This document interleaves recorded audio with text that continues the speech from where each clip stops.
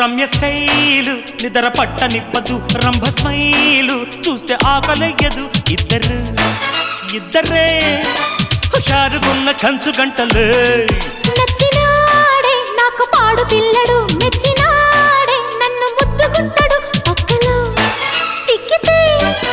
night అంతా sweet sweet నెప్పులే అయ్య బాబా ఎంత ఆశ ఎంత కాలం ఎంత లాస